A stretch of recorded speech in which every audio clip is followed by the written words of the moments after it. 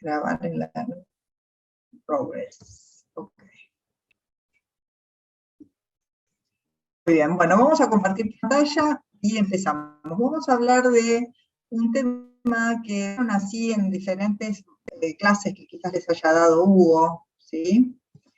Que no lo habían visto, y me pareció que bueno, como periodoncistas, esperen que me quiere decir esto, ahí está, muy bien, esperen, ahí voy, empezamos por acá, como periodoncistas que tengan idea de qué es lo que aporta la epidemiología, qué es lo que nos aporta para el conocimiento. Uno cree que, ustedes qué se imaginan si les digo para qué sirve la epidemiología, para medir, para darnos qué información. O sea, ¿qué es lo que se les viene a la cabeza? ¿Para qué sirve? Para evaluar la prevalencia de ciertas patologías, enfermedades, Bueno, en este caso. Claro, prevalencia. O sea, lo que se nos viene a la cabeza es la prevalencia, ¿o no? Sí. ¿Y a quién se le viene otra cosa más a la cabeza? Además de la prevalencia.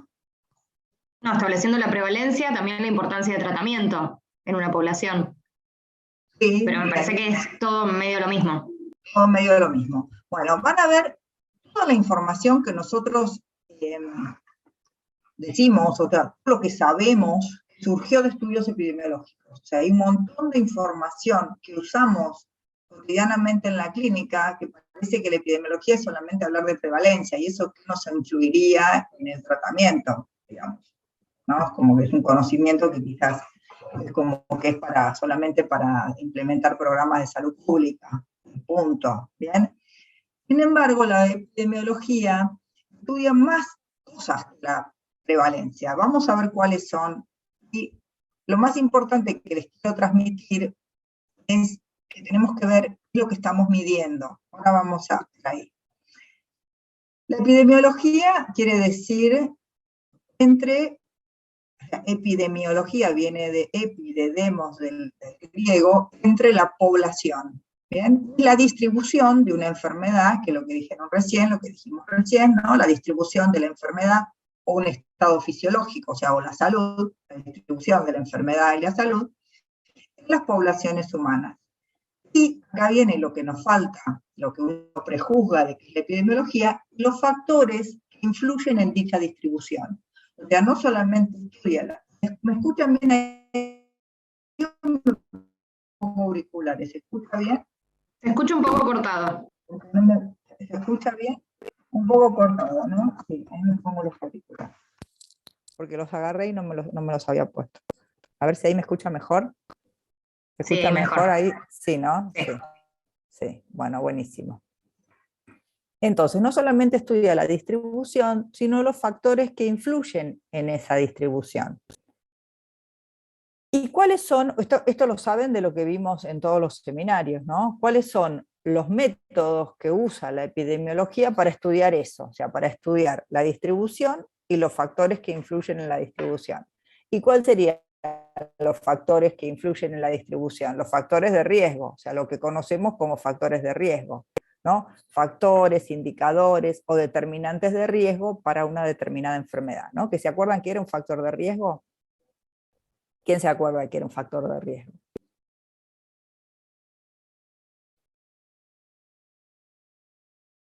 ¿Alguien que se acuerde que era un factor de riesgo? Los factores que predisponen al desarrollo de la enfermedad. Sin ser causa directa, ¿sí? Que Claro, no intervienen es causa, en la cadena claro, causal, pero no son la causa directa. ¿Bien? Uh-huh.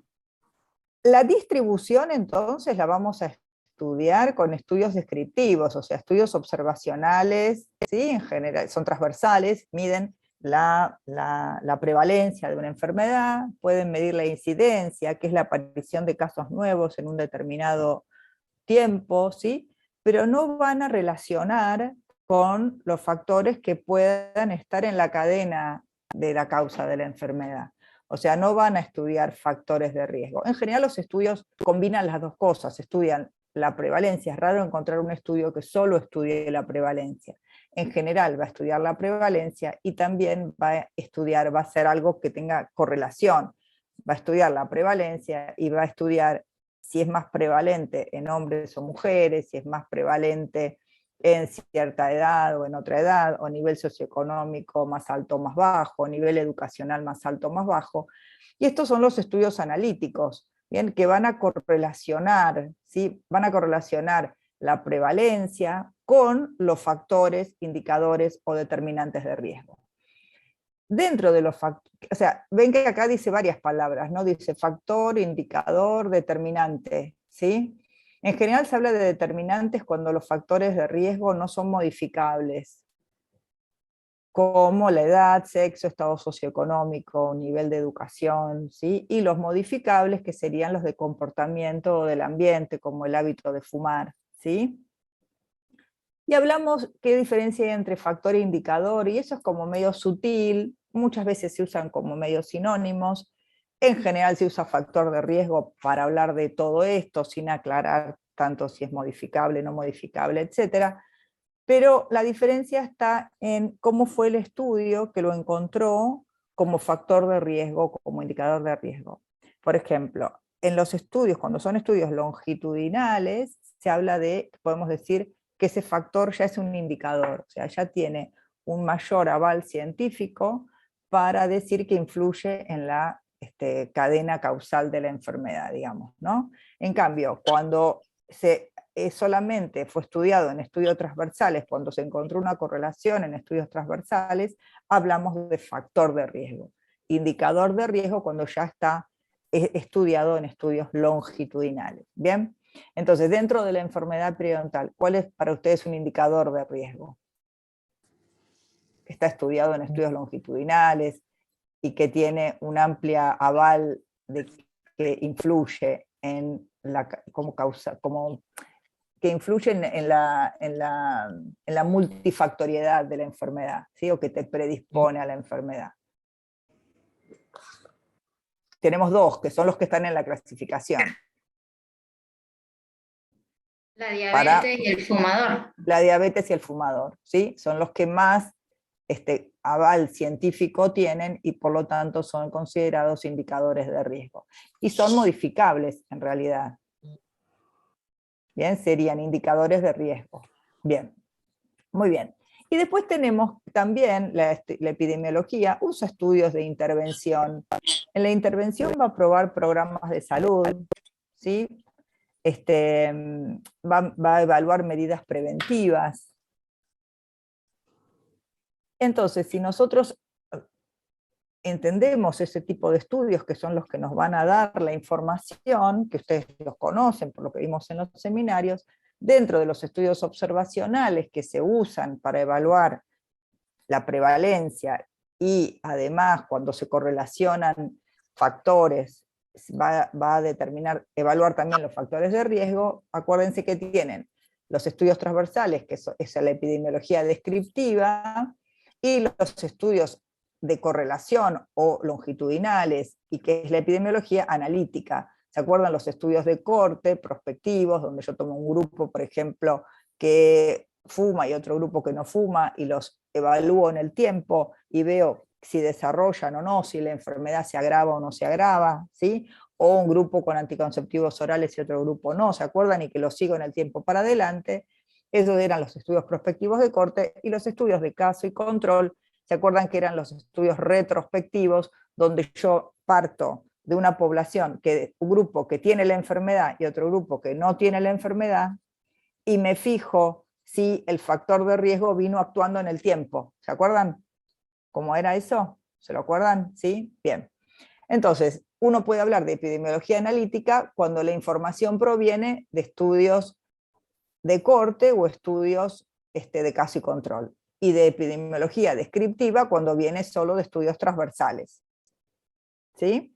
Y la epidemiología puede también hacer estudios experimentales, ¿sí? Es la epidemiología intervencionista, que evalúa procedimientos preventivos y prácticas de salud pública. Bien, todo esto es lo que estudia la epidemiología. Entonces, la prevalencia, los factores de riesgo y evalúa procedimientos preventivos o políticas o prácticas de salud pública. Entonces, si podemos sintetizar esta clase, digamos, para que ustedes sepan para qué sirve la epidemiología, nos va a dar datos sobre prevalencia y severidad, o la prevalencia de cada gravedad, digamos, ¿no? De cada nivel de enfermedad.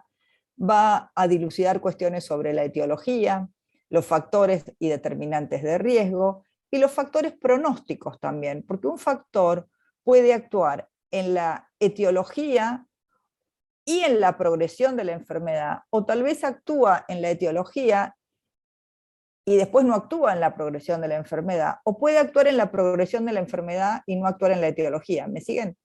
Un factor de riesgo puede acelerar la enfermedad, pero una vez que esta ya empezó.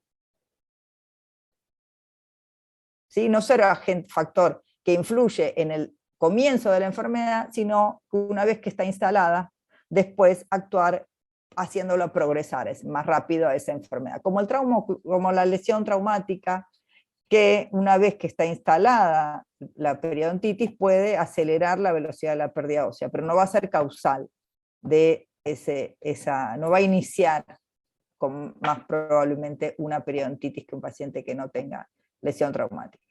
Muy bien. Y después sentar las bases para implementar y evaluar programas de salud. O sea, cuando se implementen programas de salud, la epidemiología va a buscar evaluar esos programas de salud para ver qué impacto tuvieron en la salud de esos grupos donde fueron implementados. ¿Bien? Muy bien, ahora entonces teniendo claro un poco más amplio qué es lo que hace, qué es lo que se estudian con estudios epidemiológicos, qué es lo que hace la epidemiología, vamos a ver un punto que es clave para cuando uno pueda hablar de los resultados de los estudios epidemiológicos. Es qué es lo que se está midiendo. Porque uno puede decir la prevalencia de una determinada patología, pero que tiene que tener muy claro qué es lo que ese estudio midió para hablar de prevalencia de qué. O sea, ¿qué medí? Si yo mido bolsa, ¿puedo hablar de prevalencia de periodontitis? ¿Me siguen? A ver quién me contesta.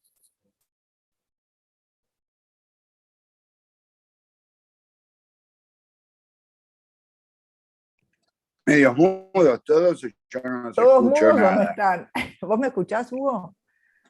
¿Se Sí, escucha se bien? escucha Sí, todo, yo te Mariel. escucho, pero no escucho, No escuchás a nadie. No, yo espero, tengo no escucho paciencia. que los demás hablen.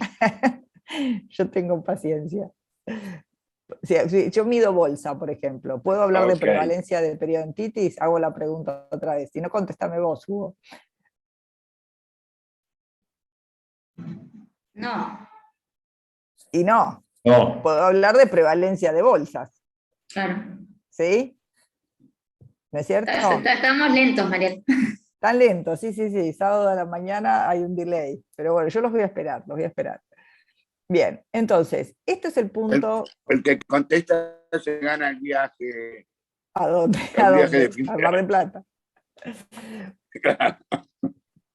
Muy bien, entonces, es importante que tengamos claro qué mide la epidemiología, porque cuando ustedes quieran interpretar un dato epidemiológico, bueno, ustedes, ¿cuál es la prevalencia de periodontitis?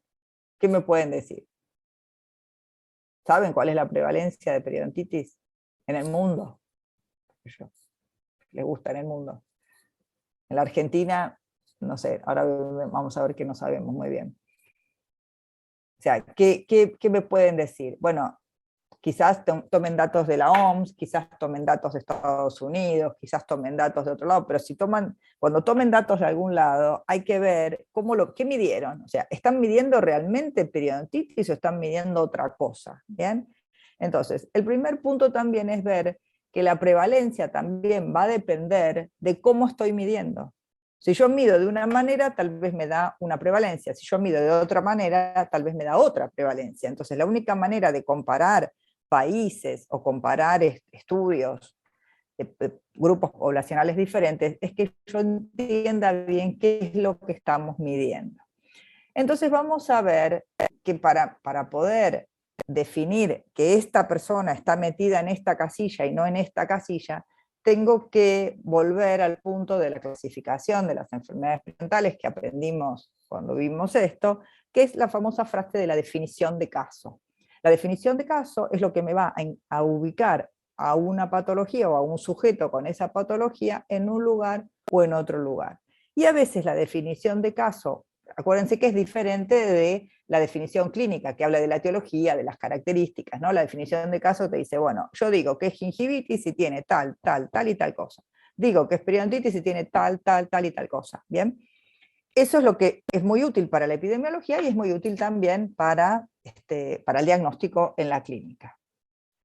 Entonces recordemos que es diferente la definición de caso de cuando un sitio tiene la patología, y tal vez como en la enfermedad periodontal tenemos un montón de sitios en la boca, si tenemos todos los dientes, tenemos como 168 sitios, lo que le pase a un sitio no necesariamente va a definir lo que le pase a un paciente, y esto que ya lo sabíamos, ya lo sabemos, ¿no? Esto es un repaso, que esté inflamado 2 papilas, no quiere decir que el paciente tenga gingivitis, o que tenga pérdida de inserción en un diente, no quiere decir que el paciente tenga periodontitis, ¿se acuerdan? O sea, por eso están las definiciones de caso de gingivitis y de periodontitis. Pero además la epidemiología necesita quizás modificar un poco estos conceptos de definición de caso en la clínica, porque quizás en la práctica hay cosas que no va a poder valorar. Si un paciente periodontal está tratado, no va a poder evaluar si está tratado, si lo trató, quién lo trató, o sea, es como que ahí va a modificarse la definición de caso. Ahora lo vamos a ver a eso. Entonces, recordemos, esto es para recordar, ¿no? Que un sitio está sano cuando no hay sangrado, no hay eritema, no hay edema y no hay síntomas. Un sitio está sano cuando no hay sangrado al sondaje, ¿sí? Esto tiene que estar claro para todos. Y si un lugar hay sangrado al sondaje, tenemos que tratar de hacer algo para que no tenga sangrado al sondaje. ¿Bien? No es que podemos, digamos, la definición de salud en la clínica, que ustedes saben que hoy en día acepta que haya sangrado al sondaje, pero menos del 10% de los sitios de una boca, ¿sí? No quiere decir que vamos a dejar sin que nos importen pacientes que tengan sitios que sangren, vamos a tratar de corregir esa situación. Sin embargo, podemos entender que hay pacientes en los cuales tienen sangrado y sin embargo hoy en día los vamos a considerar como que esos pacientes están en salud periodontal. Y acuérdense que cuando no es un caso de periodontitis, ya sea esta condición o esta condición, bien, solamente vamos a considerar que no sangre el 10%, o sea, que sangren menos del 10% de los sitios, bien, para considerar entonces un paciente sano en la clínica. Y cuando era un caso de periodontitis tratado, ¿sí? Cuando el paciente ya fue tratado, puede tener bolsas residuales hasta 4 milímetros, pero siempre y cuando no haya ningún sitio de los de 4 que sangran. O sea, si hay sitios de 4, esos sitios no pueden sangrar, ¿sí? Si no, no hablamos de un paciente que está en salud después de haber recibido un tratamiento. Ahora, eso en la epidemiología es medio raro, porque es como que, ¿cómo hago para valorar?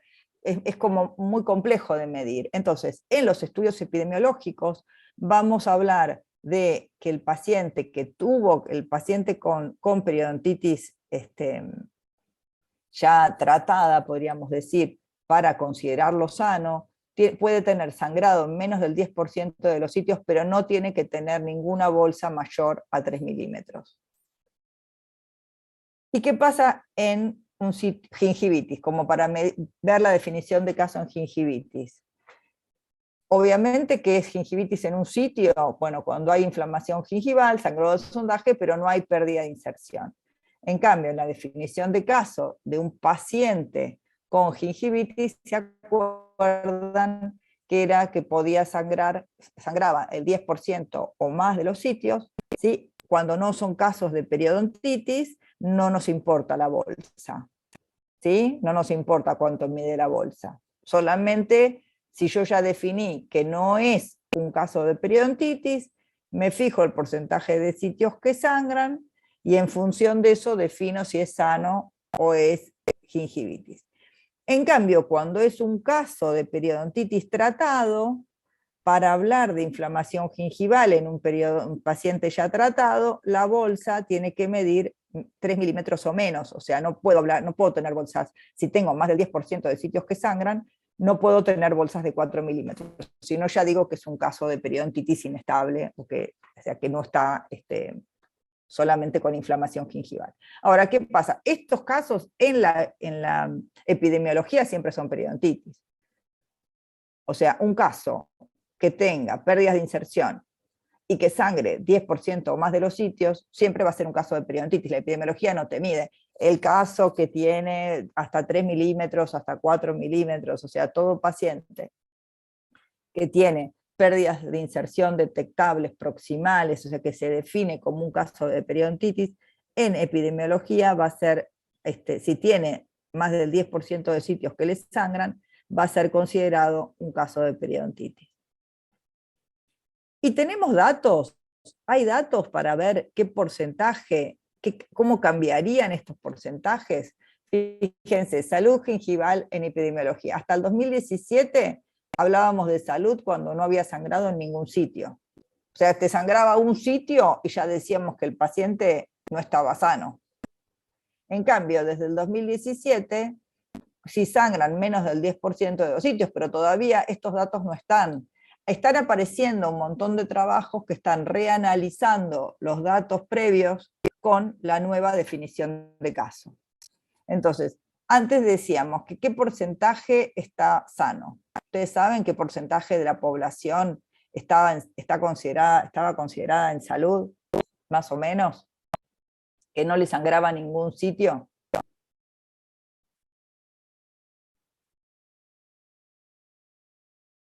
¿Se animan a decir algo? No importa si dicen cualquier cosa. 10%. Menos del 10%. Menos del 10%, ¿no? Menos del 10%. Ahora vamos a ver algunos estudios, pero en general hay estudios este estudio que hicimos nosotros en adultos, en 3 países, bueno, de Sudamérica, no importa, pero solo medía la inflamación, ¿no es cierto? No medíamos si había pérdida de inserción o no. Yo lo que quiero es compararles los porcentajes. Fíjense que si consideramos pacientes que no tengan ningún sitio consangrado, no bleeding en ningún lado, teníamos un 3% de pacientes adultos. Y que tuvieran menos del 10% era un 18,7%. O sea que fíjense que hay un cambio importante en la prevalencia de salud. Nosotros acá no medíamos pérdida de inserción, o sea que no podemos hablar que seguro es salud, por ahí tenemos algunos pacientes que no, pero no importa, quiero compararles solamente la diferencia en los porcentajes que va a haber cuando se empiecen a analizar los datos con otro parámetro de medición. Por eso, ¿qué estoy midiendo? Eso es lo importante. No importa el número, o sea, sí importa el número, pero me tengo que ver el número y qué medí. ¿Sí? Y el cambio fue por esto, el cambio de por qué se definió modificar y definir que hasta un 10% de sitios que sangren sería algo que podemos aceptar como salud. Y porque si no, el porcentaje de personas sanas era demasiado bajo, o sea, es como que era algo que no coincidía, o sea, es como que era una patología que al final terminaba siendo normal si la tenía tanta gente. ¿Me siguen? Si algo que tiene el 97% de la población sería algo patológico o sería algo normal. Muy bien. Sí. ¿No? ¿Algo que tiene tanta gente es enfermedad o no? Entonces se definió hacer un cambio en lo que digamos, el porcentaje que se va a considerar como aceptable para definir un sujeto que esté sano, ¿sí? Bueno, no sé, si nos analizamos nosotros, probablemente si nos sondeáramos todos los sitios, porque yo me cepillo y me paso el hilo y no me sangra, pero si alguien me sondea todos los sitios de mi boca, por ahí algún sitio sangra, ¿no? ¿Qué piensan ustedes de ustedes? Por ahí algún sitio entre el 7 y el 8, que no me pasé bien el hilo, en un determinado momento ese sitio tal vez tengo sangrado al sondaje, porque esto es sangrado al sondaje. ¿Sí? Entonces, Si uno lo piensa de esa manera, es totalmente lógico asumir o aceptar un porcentaje bajo de sitios de una boca que está en salud y que puedan tener sangrado, si uno le sondea todos los sitios de la boca, ¿sí? 6 sitios por diente. Muy bien. Esperen que me falta. Ahí está, me faltó eso que estaba al revés y quedó sin aparecer. Ahora vamos a ver, para definir periodontitis, ¿sí? ¿Qué medían los estudios epidemiológicos hasta el 2017? ¿Qué medían? Y había diferentes definiciones de caso para estudios epidemiológicos, que es un bodrio esto, pero no lo tienen que saber. Pero fíjense qué es lo que se evaluaba, por ejemplo. Una definición de caso que permitía identificar solo los casos graves. Tomaba, para encajar a la persona y decir que esa persona tenía una periodontitis, se consideraba nivel de inserción proximal mayor o igual a 5, ¿sí? En más del 30% de los dientes. Y una definición de caso más sensible decía nivel de inserción proximal mayor o igual a 3 en 2 o más dientes no adyacentes. O sea, fíjense que tomaban un umbral de medida de pérdida de inserción para decir que el paciente tenía periodontitis. Esta definición fue hecha por Tonetti y Claffey en el año 2005, que tomaban un umbral donde ya tenías claramente una periodontitis, ¿sí? Después, en el año 2012, el Centro de Prevención y Control de Enfermedades, ¿sí?, de Estados Unidos, que ahora está muy, muy en boga por esto del COVID, que todo el tiempo se habla de lo que dice el Centro de Prevención y Control de Enfermedades de los Estados Unidos, y la American Academy of Periodontology, definieron en el año 2012 otra definición de caso, ¿sí? Entonces dijeron que era periodontitis severa cuando había 2 o más sitios proximales, pero con nivel de inserción de 6 o más, ¿sí? No en un mismo diente. Bueno, no importa, porque esto uno lo lee si lo va a medir. O sea, si uno va a hacer un estudio epidemiológico, se tiene que saber esto. No lo tienen que saber de memoria si uno no va a hacer un estudio epidemiológico. Pero si uno fuese a hacer un estudio epidemiológico, que no sé si ustedes tendrán ganas de hacer un estudio epidemiológico, tiene que decir, bueno, a ver, voy a medir. ¿Qué voy a medir? Voy a medir toda la boca, voy a medir algunos dientes. Bueno, supongamos que mido toda la boca. Y bueno, ¿cómo hago para encasillar a los pacientes? ¿Cuándo voy a decir que la periodontitis es moderada, es leve o no hay periodontitis? ¿Sí? ¿Cuándo cómo lo voy a clasificar o cómo voy a definir el caso? Entonces tengo que ir a buscar las definiciones de caso que están en la literatura. Entonces, esta fue la más utilizada hasta el 2017. Fíjense, periodontitis moderada, tomaba 2 o más sitios proximales con nivel de inserción de 4 o más, periodontitis leve, 2 o más sitios proximales con 3 o más, y ausencia de periodontitis es que no hay evidencia de periodontitis, ni leve, ni moderada, ni severa. O sea, que quizás acá tenías con 1 milímetro estaban acá, porque para ser leve tenías que tener 3 o más. O sea que los que tenían 1 o 2, los tomabas como que no tenían periodontitis, ¿sí? En cambio, en la clasificación nueva, ¿cómo es la clasificación nueva? ¿Cuándo define un caso como periodontitis? A ver, alguno que deje la almohada y que me conteste. Están muy callados todos, ¿eh? Sí, Vamos. no sabemos si están o no están, ¿viste? No sé, pero bueno. Que te pongan la ¿Están? cámara. ¿Están o no están? A ver. Pueden buscarlo, lo pueden buscar.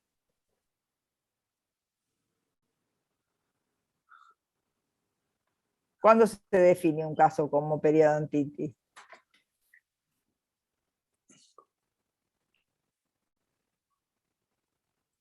¿Qué pasa? Si no digo yo, miren que digo yo. A ver, digo. Pero Sebastián Rico. ¿Estás ahí ahí? está. ¿Estás ahí, Sebastián? Empecé a nombrarlos. ¿Ves que no están? No están. ¿Por qué no están? ¿Están o no están? A ver, ahí están. Tomás. Tomás, ¿te animás? ¿Cuándo se define un caso como periodontitis? en Mariel, la clasificación actual. Tenía que haber pérdida interdental en 2 dientes o más, no adyacentes. No adyacentes, pero ¿No? hay un nivel, yo digo, pérdida de inserción detectable, acuérdense de esa palabra, pérdida de inserción detectable, o sea, 0,5 entra. Está bien, no lo voy a poder medir 0,5, pero entraría hipotéticamente, ¿sí? Claro, hay una pérdida ósea proximal, entre dos elementos interdentales, ¿sí? por más leve que sea, y bueno, de acuerdo a la cantidad, ahí se clasifican localizados, generalizadas. De acuerdo al porcentaje de sitios, de dientes afectados, digamos, no de sitios, de dientes afectados, se clasificaría como localizado generalizada, pero si yo voy a clasificar, a definir el caso, cuando tenga pérdida de inserción detectable en 2 o más, tengo que tener por lo menos en 2 dientes, ¿no? En 2 o más dientes no adyacentes, proximal detectable, ya digo que es un caso de periodontitis. Y si no hay pérdida de inserción proximal detectable y hay vestibular, pérdida de inserción vestibular, ahí ya me mete la bolsa en la definición de caso. Me dice tiene que ser la pérdida de inserción 3. para que más de 3 y con una bolsa de 3 o más. ¿Sí? No solamente más de 3, porque si no es una recesión. O sea, le incluye la bolsa. Claro. Eso cuenta cuando no hay ninguna proximal, porque si yo ya encuentro proximal, ya el caso lo defino como periodontitis y ya lo meto como periodontitis, o sea, ya lo cuento. O sea, ¿dónde cuento? ¿Dónde meto a la persona? ¿Cómo la cuento? Bueno, como periodontitis, cuando tiene por lo menos 2 sitios con pérdida de inserción detectable proximales en dientes no adyacentes, ya me clasifica como periodontitis, ¿sí? Y después va a ser estadio 1, estadio 2 o estadio 3, según la medida de ese nivel de inserción proximal. ¿Se acuerdan? Si es 1 o 2, es estadio 1, 3 o 4, estadio 2, y 5 o más, estadio 3 o estadio 4, si le faltan más de 20 dientes o si tiene disfunción masticatoria, etc. Acuérdense que los factores de complejidad te suben. Una cosa les quiero decir, que ayer muchos cometían ese error, no sé si ustedes, no sé si estuvieron todos ayer en la presentación de los casos, pero los factores de complejidad te suben a la otro estadio, ¿no? Pero no te definen el estadio, porque a veces decían, por ejemplo, tiene estadio 3 porque tiene bolsas de 6, porque tiene estadio 3 porque tiene pérdida de inserción de 5 o más, y no tiene lo que le subiría al 4. O sea, la bolsa de 6 o más, para decir que tiene bolsa de 6 o más, o sea, como para definir por qué es un estadio 3, es cuando tiene nivel de inserción del estadio 2, o sea, tiene 3 o 4, pero tiene bolsas de 6 o más. Ahí te sube. ¿Me entienden lo que les estoy diciendo? ¿Sí? La bolsa o la pérdida vertical te sube, pero no te define el estadio. El estadio te lo define la pérdida de inserción proximal. Y el factor de complejidad te lo define, pero te lo define para subir. O sea, cuando vos decís que es 3, tenés que decir, es 3 porque tiene pérdida de inserción de 5 más, proximal de 5 más, y no tiene los factores de complejidad que te subían al 4. Y no tiene pérdida de más de 4 dientes por periodontitis. O sea, vos tenés que decir lo que no tiene, no lo que tiene. ¿Bien? O sea, o sí lo que tiene, pues solamente la pérdida de inserción. ¿Está claro para vos, Hugo? Hice un enredo bárbaro. Bien. Entonces, fíjense, ¿qué habrá pasado cuando tomaron los datos y compararon cuánta prevalencia de periodontitis te da con la clasificación, con la definición de caso del 2012, con la definición de caso del 2017? ¿Qué se les ocurre que pasó? ¿Qué pasó? ¿Hay más prevalencia o menos prevalencia de periodontitis? Por lo que entiendo, más. ¿Están todos de acuerdo? ¿Más? Sí, más. Más, ¿no? Porque el umbral es más bajo. O sea, yo ya con una pérdida de inserción proximal detectable, ya te digo que tenés periodontitis. Claro, de 1 o de 2 ya está, tenés periodontitis. Ya está. Ahí tendría que sumarle que te sangren 10% más de los sitios de la boca, ¿no? Porque si no estaríamos en salud, ¿no? Pero bueno, en este estudio solamente midieron esto, la pérdida de inserción proximal, hicieron la definición de caso, fíjense, compararon con la clasificación nueva de la APFP, con la clasificación de la AP con el Centro de Control de Enfermedades, ¿sí? Entonces vamos a ver los adultos. Fíjense, en la clasificación, la definición de caso del 2012, tenían periodontitis severa un 29%, ¿sí? En ese grupo poblacional. Este es un grupo poblacional, son las fichas de un grupo de pacientes de Chile, ¿sí? O sea, no es el porcentaje de la población mundial. Este es un grupo de pacientes que estudiaron con la ficha, dijeron, bueno, a ver, si yo hago esta clasificación, ¿cuánto me da? Y si yo hago esta, ¿cuánto me da? A ver si me da muy diferente. Y fíjense cuánto le dio de estadio 4, 80%. ¿Sí?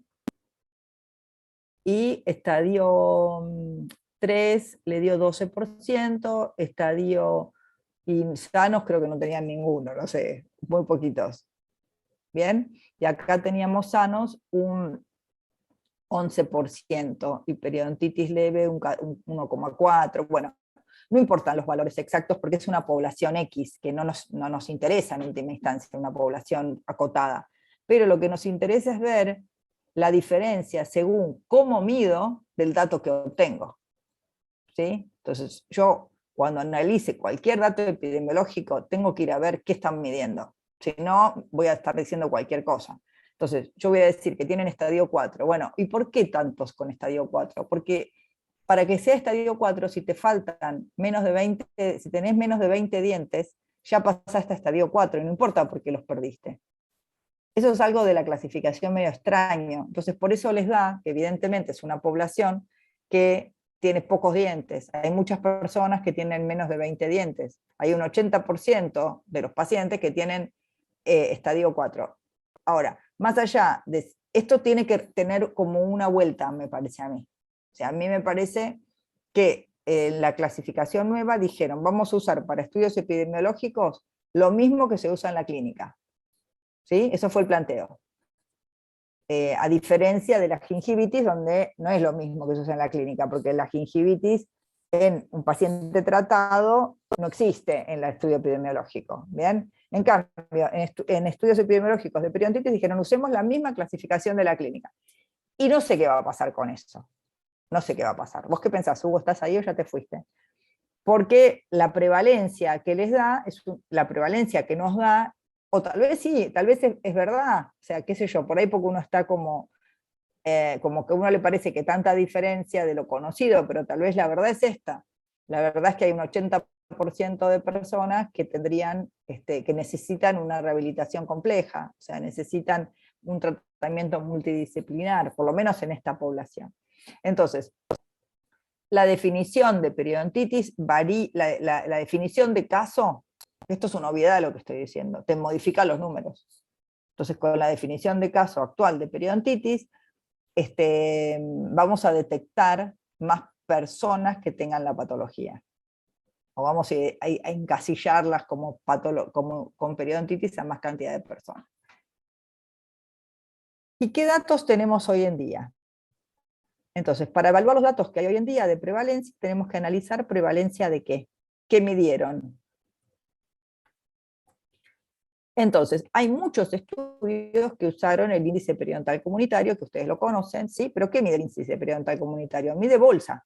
Bolsa, bolsa, bolsa y sangrado. Mide bolsa. O sea que si yo no puedo decir con el índice periodontal comunitario que un porcentaje determinado tiene periodontitis, porque no sé, no medí pérdida de inserción, medí bolsa. Se puede suponer que los pacientes que tengan bolsas mayores a 5,5 tendrán periodontitis. ¿Sí? Es muy probable que así sea, pero no es lo que estoy midiendo. La OMS recomendó este índice, el índice periodontal comunitario, el CPI, Community Periodontal Index, en el año 1997. ¿Sí? Y además, para hacer estudios epidemiológicos en poblaciones, ¿sí? Y además medir la pérdida de inserción o el loss of attachment aparte, pero solamente en 6 dientes, no en toda la boca. En el año 2013 cambia esto y propone modificar el CPI y medirlo no el valor más grave por paciente, o medirlo solamente en 6 dientes, sino medir en todos los dientes, anotar el valor diente por diente, si sangra o no sangra, bleeding score, ausencia de sangrado, presencia de sangrado. Y bolsa, 1 es 4,5, de 6 o más, ¿ven? O sea, lo que les quiero mostrar es que van cambiando los criterios. Entonces, es muy importante que uno vea el criterio. Y la pérdida de inserción en los dientes índice. ¿Por qué a veces se toman dientes índice? Y porque ¿cuánto tardan en hacer un periodontograma completo? ¿Cuánto tardan? Van a hacer un estudio epidemiológico y tienen que medir 1000 personas. Un montón. Sí. ¿Cuánto se tarda por paciente? Aprox. 20 minutos y lo hace con toda la furia. No, es poco. 20 minutos creo que se tarda más o menos, o sea, lo que está estudiado es más o menos entre 40 y 45 minutos por paciente, para medirle sangrado, profundidad de sondaje y nivel de inserción en toda la boca. No sé, por ahí muy rápido, con toda la furia, me imagino midiendo los piques, pero supuestamente se tarda aproximadamente para medir, porque medir el nivel de inserción cuando está el límite amenocementario visible es mucho más rápido, pero si lo tenés cubierto por la encía, tener que hacer la resta, o sea, ver cuánto está tapado el margen, todo eso es un proceso bastante, digamos, bueno, uno que es operador dependiente, o sea que necesita muy buen entrenamiento, muy buena calibración para que todos midamos lo mismo, ¿sí? Nosotros hicimos, los datos que están acá, ven, estos datos de adolescentes son de ese estudio epidemiológico que nosotros participamos, que íbamos a los colegios y medíamos adolescentes, y se tomaron, hay datos de 1000 adolescentes, pero en Argentina, en Buenos Aires medimos 120, no sé cuántos eran, y no saben el laburo que fue, ir a los colegios con la cosita, la reposera, con la luz, que los alumnos quieran bajar, que los alumnos los quieran, que acepten, porque los primeros bajaban, después le decían a los otros que no bajen porque les pinchaban toda la encía. Entonces después ya no tenías alumnos que quieran venir a medirse. O sea, era el que firmen un consentimiento informado, de que aceptaban medirse, o sea, llegar a tener datos epidemiológicos que ahora terminan en una tablita así, que parecen una pavada, requiere de mucho trabajo, ¿sí? Fíjense acá en adolescentes también la diferencia entre la clasificación anterior, te daba un 70% de sanos, ¿sí? Que no tenían periodontitis, en cambio con la clasificación actual te da solamente que un 24 no tienen periodontitis, ¿sí? Porque pérdida de inserción detectable en 2 o más dientes, detectable, y eso también a veces puede estar mal medido, me parece a mí. Bien, entonces, cuando la OMS dice que el 90% presenta algún grado de enfermedad gingival, ¿qué está diciendo? Algún grado de enfermedad gingival. ¿Qué está diciendo cuando la OMS dice esto? ¿Qué tomó? ¿Qué datos usó para decir esto? ¿Sí? Y bueno, hay que entrar a la página de la OMS, que uno puede entrar por aquí, ¿sí?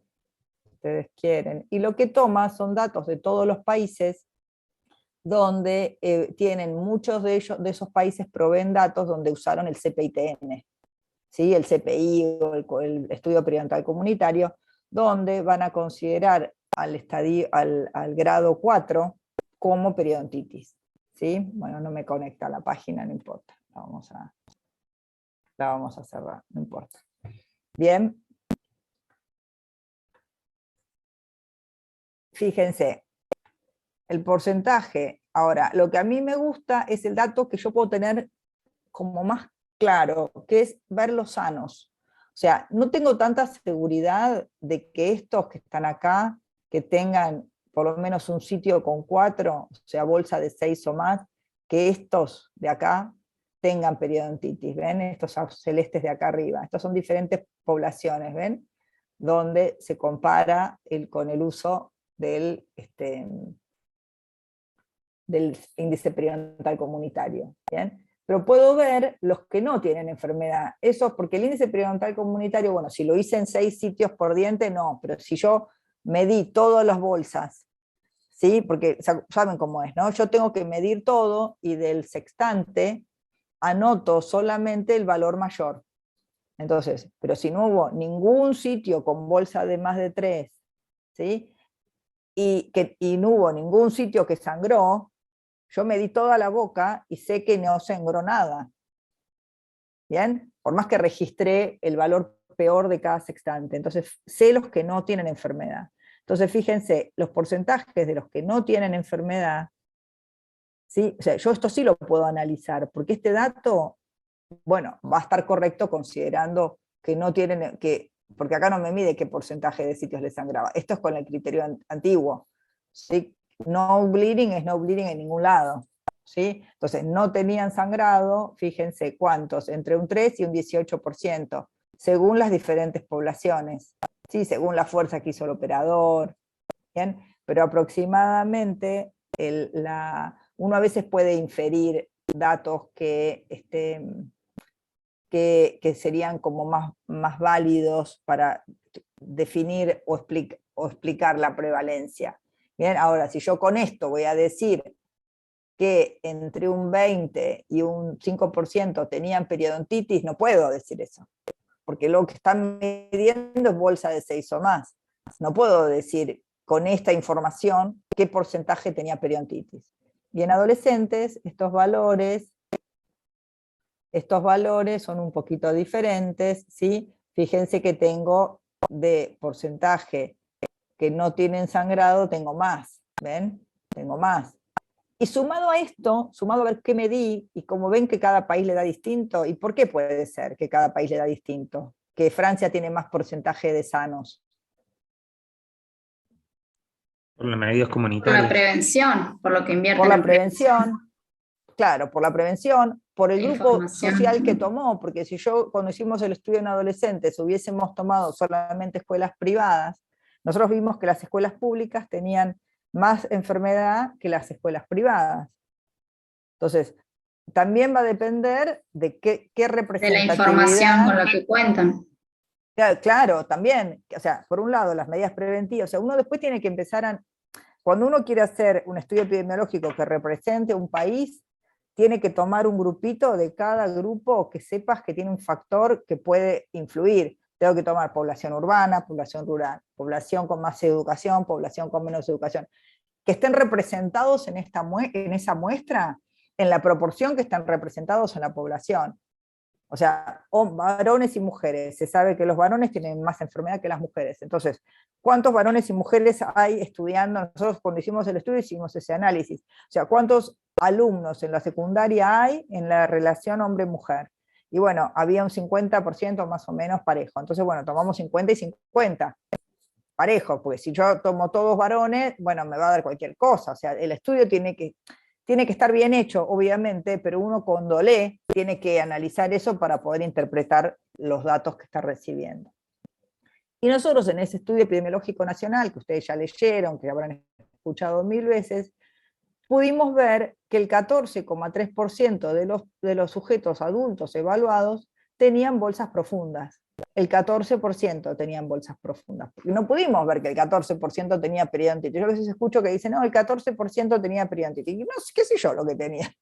No sé, tenían bolsas profundas, eso sí sé, eso es lo que puedo saber, ¿sí? O sea, más o menos 1 de cada 10 tenía por lo menos una bolsa profunda en su boca. Eso es todo lo que estoy viendo. Y además que eran pacientes, tampoco eran sujetos que fui a buscar a su casa, ¿sí? Ahora, pero fíjense, a pesar de todo eso, cómo hay números que siempre son como los mismos. Fíjense que en la página de la OMS, cuando actualmente uno va y lee la información que hay de cada patología en la sección de salud bucal, ¿sí? Bueno, la enfermedad periodontal, ¿qué es? Dice, se estima que las enfermedades periodontales graves afectan alrededor del 14% de la población adulta mundial, lo que representa más de 1.000 millones de casos en todo el mundo. ¿Bien? Y esta estimación, ven que dice se estima, porque están mezclando un montón de datos hechos con el CPITN, hechos con mediciones realmente de pérdida de inserción, Bien, pero la OMS toma mucho como que el índice 4 sería considerado como enfermedad periodontal grave. Ven que no dice periodontitis, dice enfermedad periodontal grave. ¿Sí? No dice periodontitis, dice enfermedades periodontales graves.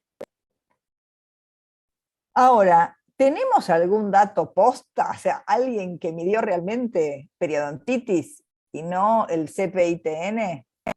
Tenemos los estudios de Estados Unidos, ¿sí? El National Health and Nutrition Examination Survey, ¿sí? Que es un estudio que se repite cada determinada cantidad de años, y fíjense cómo ya entre el estudio que se hizo entre 2009 y 2012, ya midió toda la boca, 6 sitios por diente, porque antes medían 2 cuadrantes, ¿sí? 3 sitios por diente, mesial, medio, mesial y disto vestibular, y ya en el último estudio del NANES, ¿sí? Midieron toda la boca en 6 sitios por diente. Y vamos a ver qué resultados obtuvieron, y usaron la definición de caso de Eke y Page, esta definición de caso. Y ahí encontraron que el 47% tenía periodontitis, no periodontitis severa, ¿sí? El 47% tenía periodontitis y el 8% tenía periodontitis severa. Que no es un dato tan discrepante, ¿ven? No es un dato tan diferente a cuando se usa el CPITN, ¿sí? No es tan diferente, es entre 8, 14, es un rango ahí, ¿sí? Que tienen, pero si yo no medí realmente la pérdida de inserción, no sé si era periodontitis severa o no, acuérdense de eso. Y podemos decir, este dato está tomado bueno, no es de la OMS, ahora vamos a ver de dónde sale, ahora les voy a contar qué es eso. Pero podemos hablar de que la prevalencia mundial, aunque evaluada con diferentes métodos, por eso también tenemos un rango, de periodontitis severa, es entre el 5 y el 20% de los adultos están afectados con periodontitis severa, ¿sí? Ahora, si tomo la clasificación nueva, me da como un 80% que tienen estadio 4, en el estudio de Chile, ¿es cierto? O sea que hay que ver después cómo van a aparecer estos datos, si es que se sigue usando la clasificación nueva o ahí reflexionan y eligen otra manera de medir. Pero en principio, entre el 5 y el 20%, esto tenemos que saberlo, ¿sí? Que entre el 5 y el 20% de las poblaciones adultas del mundo, ¿sí? Tienen periodontitis, y esto haría que la periodontitis sea la 6ª enfermedad más prevalente en el mundo. ¿Qué tal? ¿Qué les pareció? La 6ª enfermedad más prevalente en el mundo. La periodontitis, porque si hablamos de la gingivitis, más todavía, ¿no? Y si hablamos y estamos hablando de la periodontitis severa. Bien. Y otra información que nos da la epidemiología es que la distribución por edad no es pareja, esto ya lo sabemos, que a mayor edad, más periodontitis, ¿sí? Los hombres tienen más enfermedad que las mujeres, las personas con nivel socioeconómico bajo tienen más enfermedad que el medio y que el alto, y los fumadores tienen, a medida que fuman más, ¿sí? Los fumadores pesados o heavy smokers, tienen más prevalencia de periodontitis que los que no fuman, ¿sí? Esto es lo que ya sabemos, pero estos datos, ustedes, yo ya se los dije cuando les hablé de etiopatología, ¿pueden creer que cuando yo estudié no sabíamos que los fumadores tenían más periodontitis? O sea, soy de la época de María Castaña, o sea, no sé quién era María Castaña tampoco, pero no sabíamos, o sea, a mí yo no puedo entender eso, que no sabíamos que el fumar te hacía tener más riesgo de tener periodontitis, es increíble, porque ahora aparte no puede dejar de ver, la boca de un fumador es tan evidente, ¿no? Pero bueno, no sabíamos. Ahora, ¿hay estudios de prevalencia de periodontitis en adultos en Argentina? No, no hay, ¿sí? No hay, así que si alguno quiere conseguir los recursos, lo hacemos. Alguno tiene recursos por ahí, porque hacer ese tipo de estudios es muy costoso. Imagínense, 45 minutos por persona para medirle, medirle 6 sitios por diente, necesitamos muchos recursos, tanto humanos como, o sea, ir a buscar a la población, ir con un consultorio, una unidad móvil, ¿sí? Como para hacer un muestreo y ver qué manzana, ir a tocarle timbre a la gente para ver si sale a medirse, etc. Entonces lo que tenemos, ven, es con el CPITN, que no se midió periodontitis, hay estudios más viejos que hicimos en la facultad con los dientes de Ramfield, ¿sí? Que no medíamos todos los dientes. Bien, o sea que no tenemos estudios en Argentina. En Latinoamérica, donde hay estudios de prevalencia de periodontitis hecho midiendo todos los dientes, hay en Chile, en Uruguay, en Brasil, Colombia y Panamá. ¿Sí? Son los únicos países de Latinoamérica que tienen estudios epidemiológicos donde se evaluó la prevalencia de periodontitis. Nosotros lo que evaluamos, que ya se los conté, en adolescentes, no fue la prevalencia de periodontitis, fíjense, fue la prevalencia de pérdida de inserción, que no es lo mismo que definir el caso como periodontitis. ¿Sí? La prevalencia de pérdida de inserción de 3 o más en por lo menos un sitio, ¿sí? Fíjense que fue bastante pareja por ciudad. ¿Sí? En Cava, Córdoba, Mendoza, Montevideo, Chile, Medellín, Santiago de Chile, ¿no? Medellín y Quito. ¿Sí?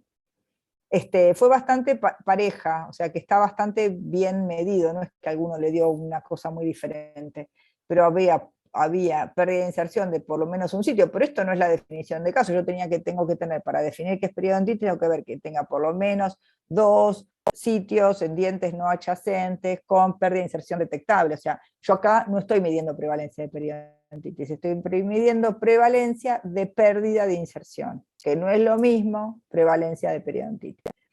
Bueno, y les quiero contar algo muy interesante, que es ¿qué es la carga global de enfermedad? La carga global de enfermedad no es prevalencia solamente.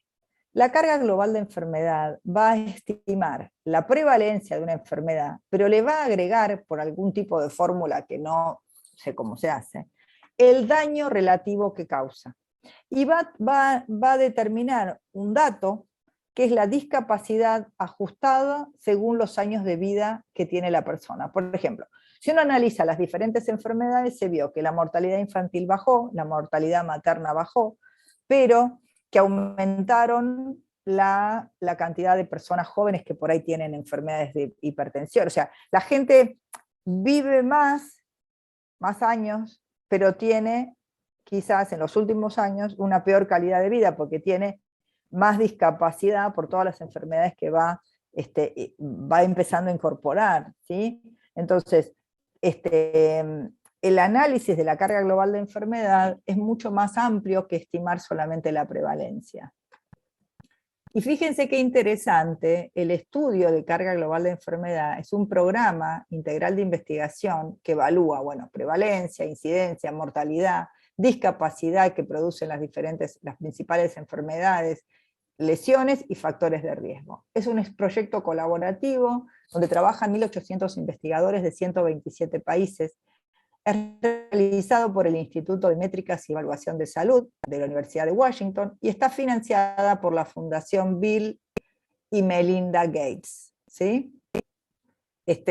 No sé si leyeron, no hace tanto, que Bill Gates dijo que el mejor cuadro que había tenido en la vida, no sé, una cosa así, es ver cómo bajó la mortalidad infantil en el mundo, o sea, ese diagrama de analizar año por año y ver cómo en el mundo hubo una baja de la mortalidad infantil, eso digamos, se puede analizar en el mundo porque existe esto, existe un lugar donde investigadores de todo el mundo cargan información, y con esa información se obtienen datos. Y fíjense, datos que estoy conectada por eso. Esperen, que me conecto a la red que anda mejor.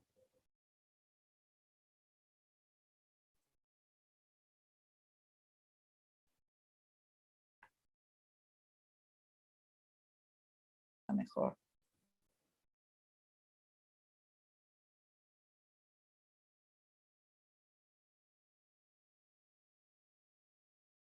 Bueno, no sé para qué quise cambiar. Ahí está. Bien. Fíjense, qué fantástico esto. Uno puede entrar a esta página, no sé si les va a interesar entrar a la página, pero pueden ver esta medida, ¿no? en esta página. O sea, se puede analizar un montón de valores, ¿no? Pero acá tenemos la discapacidad ajustada por años de vida. Entonces vamos a las enfermedades orales.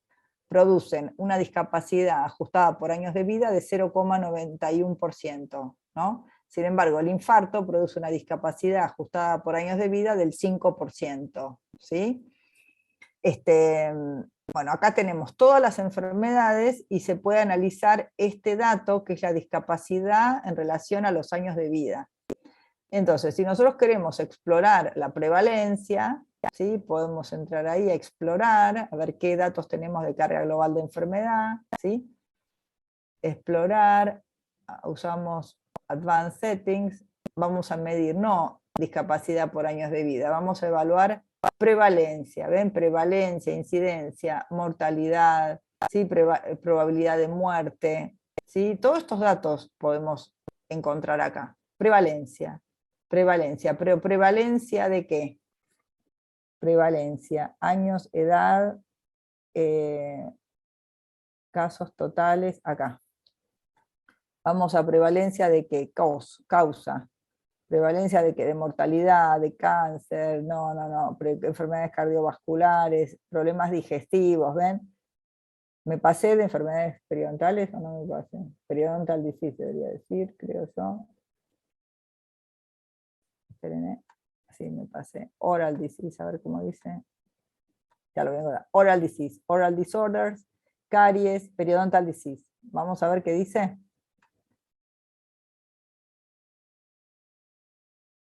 Periodontal disease. Entonces tengo la prevalencia de periodontal disease. Vamos a este mapa. Al mapa este. Espérenme. Ahí. No, acá no. Tengo que volver a entrar, me parece. No, puedo entrar acá directamente. No, tengo que volver a entrar. Acá, lo tengo acá.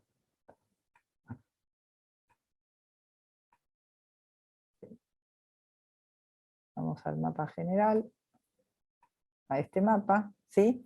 Y si nos paramos, ¿ven? ¿Lo ven acá el mapita? Acá arriba. Periodontal disease, prevalencia por cada 100.000 casos, ¿sí? Y voy a la Argentina, ¿sí? Hay 13.000 casos por cada 100.000 casos, o sea, 13.000 casos por cada 100.000 casos, ¿sí? Esa es la prevalencia. ¿Y de dónde sacaron los datos para decir eso, esa prevalencia? ¿Cómo saben? Y bueno, usaron los estudios en general, que no son, la información no es tan precisa, es seguro del estudio midiendo el CPI-TN, ¿sí? Evaluando el porcentaje de casos con bolsas profundas, no verdadera periodontitis, porque en Argentina nosotros no medimos eso, ¿bien? Y así debe estar la información en los demás países también, ¿no? Acá tenemos Estados Unidos, 12.000 casos prevalentes por cada 100.000 habitantes. Bueno, a partir de este dato de la carga global de enfermedad, donde estudiaron la cantidad de casos por cada 100.000 casos, etc., surgen, bueno, y acá pueden investigar lo que se les ocurra, hombres y mujeres, es como mágico, ¿ven? Prevalencia de enfermedades oral disorders, donde ahí incluyen caries también, ¿no? En mujeres, 47% del total de casos prevalentes en mujeres. Bueno, vuelvo para atrás, acá la presentación. Bien, esto está tomado en el año 2017, fíjense, los casos prevalentes en el año 2017, la información que tenían le daba 9.000 casos por cada 100.000, después ahora les da 13.000 casos por cada 100.000. ¿Sí? Acá tenemos caries en dientes permanentes, 37.000 casos por cada 100.000. Sí, la prevalencia de caries en la Argentina es muy alta, esto de no tener flúor igual está el flúor en las pastas dentales, ¿no? Pero no tenemos flúor en el agua. Bueno, a partir de esta información, salió un estudio que tomó estos datos y determinó que aproximadamente 538 millones de personas en el mundo tienen periodontitis severa. ¿Bien? Y esto fue lo que determinó también que es la sexta enfermedad más prevalente en la población mundial, ¿sí? Pero sin embargo, estos datos están tomados de información un poco distorsionada, que no todos los países, obviamente no lo medimos nosotros, lo van a haber medido otro montón de países, o sea, hay un montón de países del mundo que en realidad no midieron realmente periodontitis severa, sino que midieron el índice periodontal de comunitario grado 4, y ahí esos los catalogan como periodontitis severa, ¿sí? Muy bien. Rapidito, descansamos 5 minutos, ¿qué hora es? No, ya tenemos que terminar. ¿Cómo están? ¿No están? Por eso yo sigo, porque no están. No, Estamos. ¿Están? Sigo porque no están. Bueno, sigo, porque yo no me di cuenta de parar. No, me olvidé de poner el timer. Bueno, como esto me distraje, como no está, me pareció como que no había nadie, me distraje. Bueno, voy rápido. A lo que falta es poco lo que falta, no falta mucho. ¿Qué diferencia hay en la definición de caso de una perimplantitis? ¿Saben la definición de caso de perimplantitis? En la clínica y en la epidemiología. Si yo hablo de perimplantitis.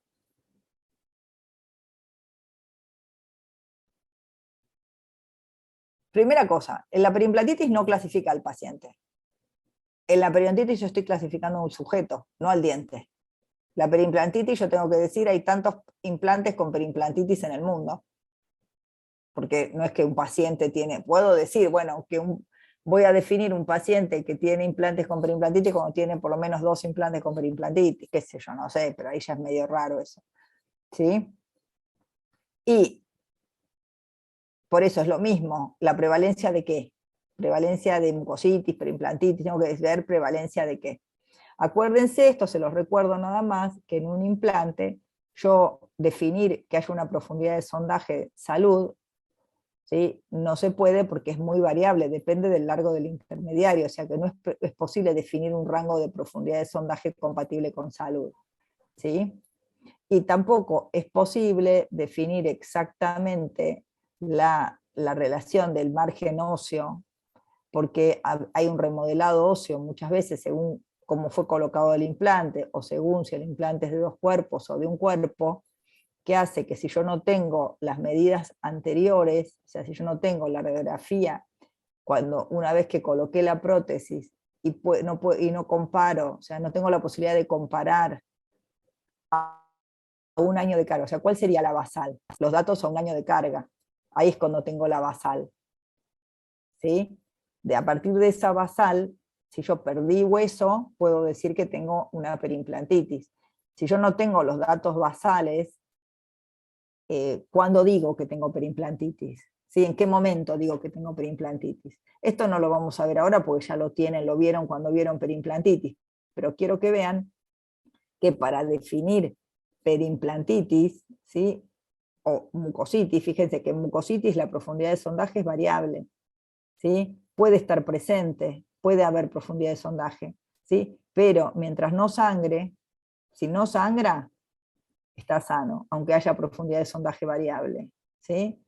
Está sano. Ahora, si yo tengo los datos basales, para hablar de salud tendría que estar igual, ¿sí? Si la profundidad de sondaje aumentó, podría hablar de que no está totalmente sano, pero si no tengo la bolsa con los datos post carga, es muy difícil valorar si empeoró o no empeoró. O sea, si no tengo un dato anterior, no puedo saber si empeoró o no empeoró. Entonces, si yo no tengo datos anteriores, fíjense, para definir perimplantitis tengo que tener sangrado, fundamental, ¿sí? Sangrado. Si yo tengo la bolsa anterior, puedo decir que aumentó la bolsa.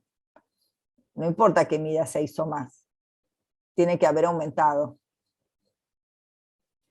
Si yo tengo datos anteriores, no importa cuánto es la pérdida ósea, tiene que haber aumentado de los datos del año.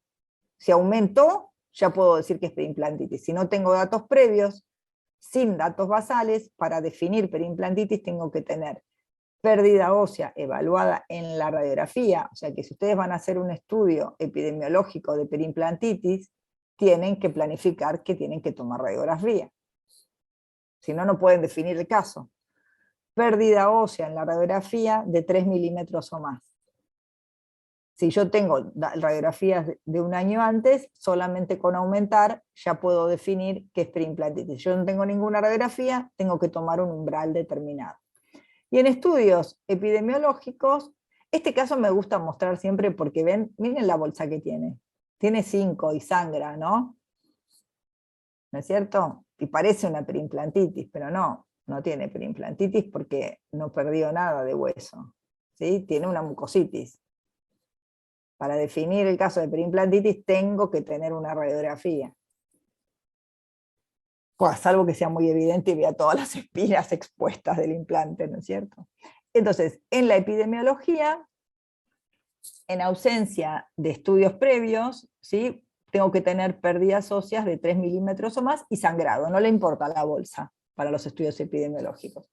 Y si tengo datos previos, el aumento de la pérdida ósea tiene que ser mayor a 0,5. O sea, ¿qué les quiero decir con esto? Que si van a hacer un estudio epidemiológico de prevalencia de periimplantitis, tienen que ir a buscar cómo se define en la epidemiología una periimplantitis en estudios epidemiológicos. No puedo mandarme a hacer un trabajo sin estudiar qué es lo que tengo que medir. Y en esta revisión, fíjense, cada uno midió lo que se le cantó. Entonces, tenemos una gran variedad de estudios y unos definieron periimplantitis cuando era 5 o más de pérdida ósea. Y ahí vieron que la prevalencia era entre el 1 y el 22%. Otros 3 o más. Entonces vieron que era de 9 a 37%. ¿Sí? Otros, cuando era ya menor a 1,5, o sea, ya una pérdida ósea muy pequeña, entonces ya le da una prevalencia del 40 al 77%. O sea, que yo les digo, la prevalencia de periimplantitis es del 40%. Bueno, ¿cómo la mediste? O sea, pregunten, ¿cómo se midió? Lean cómo se midió para ver de qué estamos hablando. Muy bien. Entonces, para concluir, quiero que veamos todo lo que la epidemiología nos dio a nuestro conocimiento, ¿sí? Con todas sus limitaciones. Eso se lo agregué ayer. La epidemiología con todas sus limitaciones, porque tiene muchas limitaciones, porque a veces unos miden una cosa, otros miden otra, a veces la muestra no es representativa de la población. O sea, con todas las limitaciones que tienen, fíjense todo lo que hoy sabemos de esta enfermedad y que viene de los estudios epidemiológicos. Comprender la etiología multifactorial, que la disbiosis no es suficiente para producir la periodontitis, ¿no? Que hay diferentes fenotipos, en algunas personas va a actuar el fumar y la mala higiene, y en otras personas además está el trauma, la genética, ¿sí? En otras personas la diabetes, o sea, esta famosa cosa de multifactorial o multicausal, ¿no? Y de la interacción entre las causas. Y fíjense qué interesante, que me gustó esto que presentó Papanopo, no sé, un autor que hace muchos estudios epidemiológicos, que siempre le pone a los diferentes fenotipos un factor desconocido. Siempre pone el factor desconocido, que puede estar influyendo y que es un factor desconocido. Después, identificar los factores de riesgo no modificables, edad, sexo, raza, bueno, ya saben, ¿no? Mayor edad, los varones tienen más susceptibilidad que las mujeres, la genética, la raza influye en la genética, pero además diferencias de acceso y culturales. Lo de la raza no está muy claro si la diferencia es genética o si tiene que ver con lo socioeconómico, ¿no es cierto?, y cultural. Los factores genéticos, identificar los factores de riesgo no modificables, ¿no? La microbiota, el tabaco, mayor evidencia, la diabetes, la obesidad, que faltan estudios, pero está como considerado un factor de riesgo, la osteopenia, la osteoporosis, y los factores estrés, ¿no? Los factores psicosociales. Y más que hay. La periodontitis se puede iniciar en niños y adolescentes, esto surge de esos estudios epidemiológicos como el que hicimos nosotros, que yo me quedé re sorprendida de la prevalencia de pérdida de inserción en adolescentes, es como que no pensé que íbamos a encontrar eso. Hay grupos de lenta y rápida progresión, esto lo saben del famoso estudio de Sri Lanka, me encantó ver la fotito, ¿no?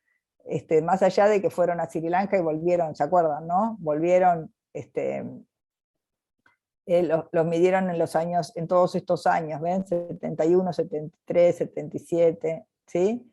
Y en el año 85 midieron a 161 de los que habían medido antes, no sé cuántos habían medido antes, no, que no estaba, no importa, y que no les hicieron nada, o sea, lo fueron a medir y en una población que no tenía tratamiento, ¿sí? Y ahí surgió el famoso que todos sabemos, que hay un porcentaje de personas que la enfermedad avanza rápido, y hay un porcentaje que no les avanzó. ¿Sí? Hay un 11% que no les avanzó, y un 81% que les avanzó de manera moderada en este tiempo, en 15 años. ¿Sí? Entonces esto que hay grupos de lenta y rápida progresión, lo sabemos de los estudios epidemiológicos. Los programas preventivos no modificaron el porcentaje de periodontitis severa, pero la tasa de dentulismo disminuyó. Eso es un conocimiento que se sabe de la epidemiología. Y esto también, que ya lo han visto seguramente, que la periodontitis tiene factores de riesgo comunes a las otras enfermedades crónicas no transmisibles, como las enfermedades cardiovasculares, la diabetes, el cáncer, ¿sí? ¿Y cuáles son esos factores de riesgo comunes? A ver, alguno que me diga. Porque la enfermedad periodontal hoy no es considerada una infección, sino una enfermedad crónica no transmisible, inflamatoria, multifactorial, causada por una disbiosis polimicrobiana, ¿no es cierto? Y, qué casualidad, tiene los mismos factores de riesgo que las otras enfermedades crónicas no transmisibles. ¿Cuáles son? ¿Cuáles son los factores de riesgo de las enfermedades cardiovasculares? El tabaco.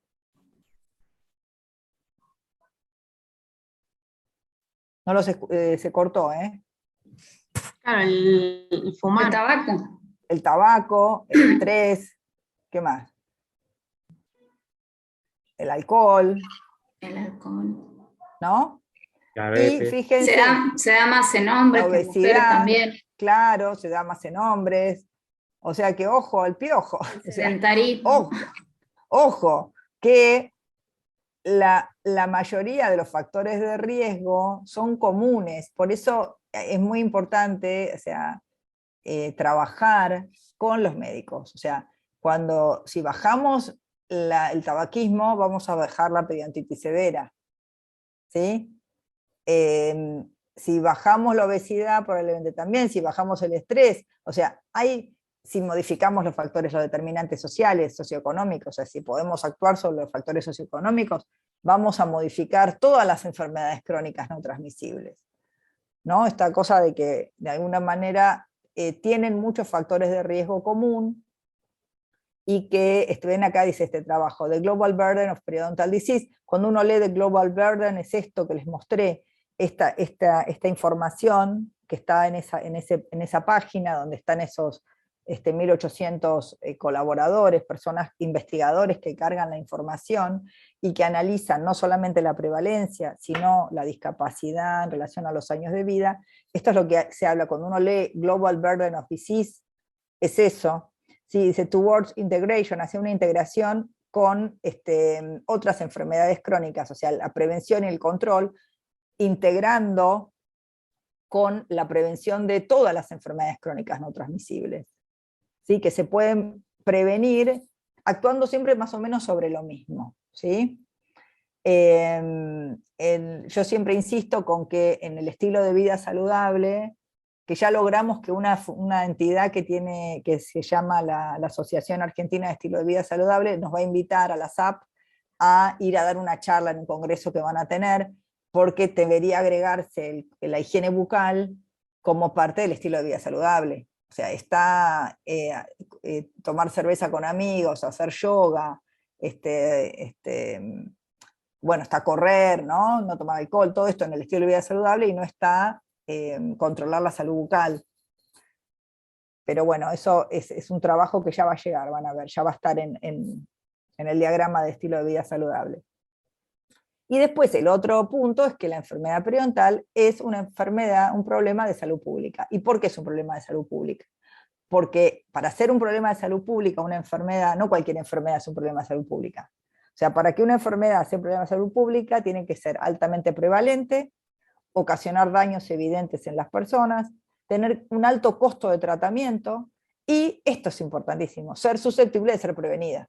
Porque si una enfermedad no puede ser prevenida, no es un problema de salud pública, porque yo no puedo actuar desde la salud pública. Entonces, la enfermedad periodontal es un problema de salud pública y se puede prevenir fortaleciendo los hábitos y controlando los factores de riesgo, donde ahí entramos en la relación con la medicina, ¿no es cierto? ¿Y en qué está trabajando la epidemiología?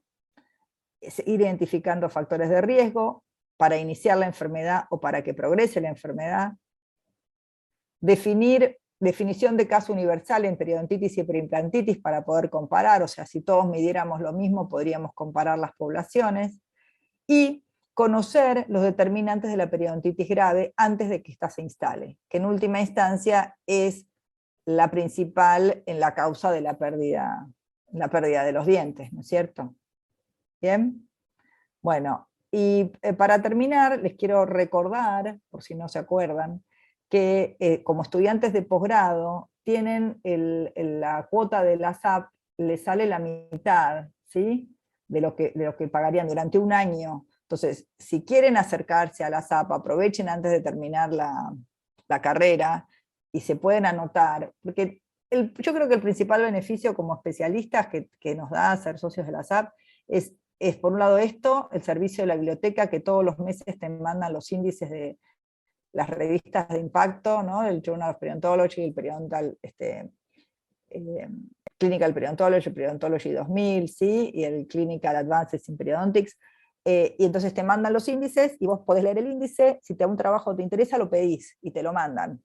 ¿Sí? Eso porque uno tampoco puede estar atento a todo lo nuevo que va saliendo, y eso está bueno porque vos lees el índice y te enterás de lo nuevo que sale. Bueno, después tenemos en el campus los videos de los congresos, ¿no es cierto? Además del beneficio más simple, que es tener un descuento cuando pagas un congreso, ¿sí? Pero eso es como un beneficio que es el que a mí me parece menos por ahí interesante, como los otros recursos. Después hay artículos recomendados por profesores, y después que, bueno, obviamente vas a tener también los descuentos, porque si sos miembro de la SAP, sos miembro de la Federación Europea, y somos miembros internacionales de la AFP. Si quisieran ir al Congreso de la AFP, pagarían como socios miembros de AFP, que pagan como, o sea, si alguno algún día quiere ir a un Congreso de la AFP, que es ahora prontamente, que son el Europerio, pagaríamos como miembros de la Federación Europea de Periodoncia, que es un valor mucho más bajo. Igual es muy alto para nosotros hoy en día, pero bueno, algún día tal vez no lo sea así. Bien, dejo de compartir, espero que sigan ahí. Ya habrá entrado, ven que cada vez menos, van cayendo, fueron cayendo, pero bueno, fue muy aburrido, más o menos. Es información, ¿no? No sé si de todo se lo tienen que aprender, pero es como una información que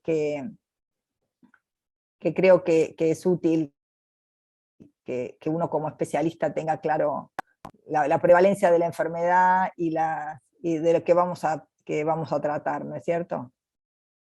Y que la pensemos como un problema de salud pública, que podamos, no solamente como para atender a nuestro paciente individual, ¿no? Que si podemos actuar de alguna manera en la prevención de la patología, que nos sumemos a programas de prevención, ¿no?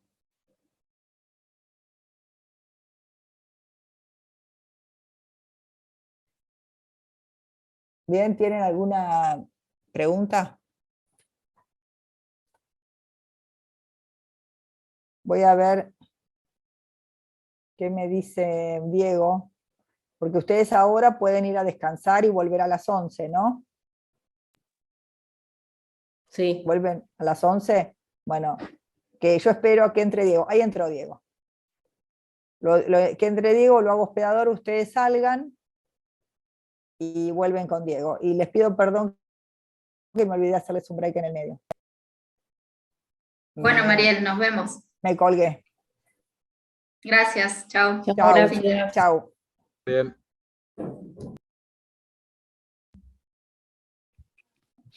Buen día, ¿cómo andás, Mariel? Hola Diego, ¿cómo estás? ¿Andás bien? Bien, todo bien. Bueno.